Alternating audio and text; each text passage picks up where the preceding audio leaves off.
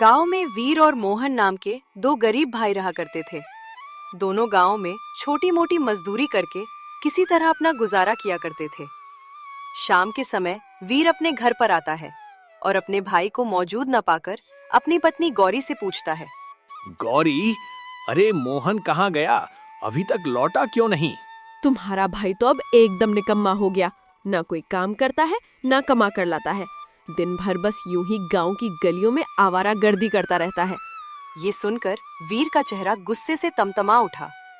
दरअसल वीर अंदर से बेहद लालची किस्म का व्यक्ति था। आने दो आज उस नालायक को, तो बताता हूँ मैं।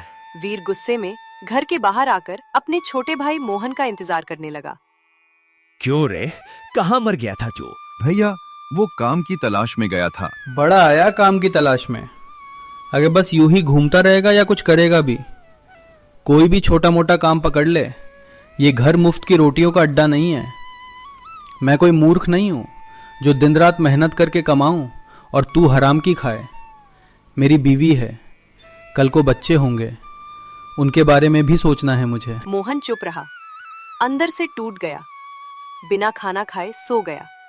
रात में गौरी बोली, आज वो कुंवरा है इसलिए चुप है। कल उसकी भी बीवी आएगी तो घर में हिस्सा मांगेगी। आधा घर उसके नाम हो जाएगा। हमारे बच्चों के लिए क्या बचेगा? वीर चौंक गया। तो क्या करना चाहिए? साफ कह दो, कमाओ या घर छोड़ दो। अगले दिन वीर ने कहा, मोहन, पिताजी ने घर बराबर बांटा था, लेकिन तुम मेरी कमाई खा रहे हो। या तो घर छोड़ दो या जितना खाया है सब चुका दो। मोहन की आंखों में आंसू आ गए। कुछ नहीं बोला, सामान समेटा और घर छोड़ दिया। मोहन गांव के बाहर एक पेड़ के नीचे बैठा रो रहा था।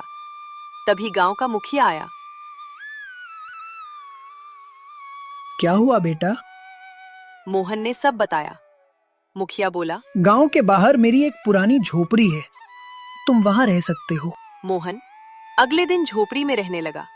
सफाई की, मेहनत की, रहने लायक बना लिया। मुखिया ने सलाह दी, जंगल से लकड़ियां काटो, दूसरे गांव में बेचो। मोहन ने काम शुरू किया। धीरे धीरे कमाई बढ़ने लगी। इधर गौरी बोली, तुम्हारा भाई लकड़ी बेचकर अमीर हो रहा है। वीर भी जंगल गया। वहां उसे झाड़ियों के पीछे सोने का अंडा मिला। एक भारी आवाज गूंजी, इस अंडे के साथ जो भी मिले उसे अपनाना होगा। हाँ हाँ, अपनाऊंगा। अंडा घर लाया।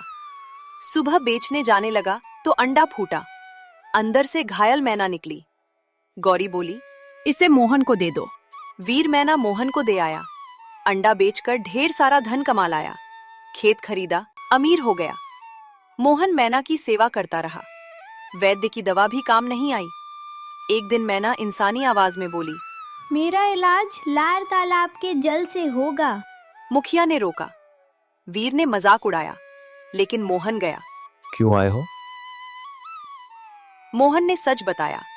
आवाज बोली, तुम निस्वार्थ आए हो, जल ले जाओ। मोहन पानी लेकर लौटा। मैना ने जल पिया और एक सुंदर राजकुमारी आराध्या में बदल गई। साधु प्रकट हुआ। मैंने कहा था जो निकले उसे अपनाना होगा। वीर ने धन चुना, मोहन ने सेवा। राजकुमारी बोली, मैं श्रापित थी, जिसने सेवा की वही मेरा जीवन साथी होगा। मोहन का विवाह राजकुमारी से हुआ। वह राज्य का राजा बन गया।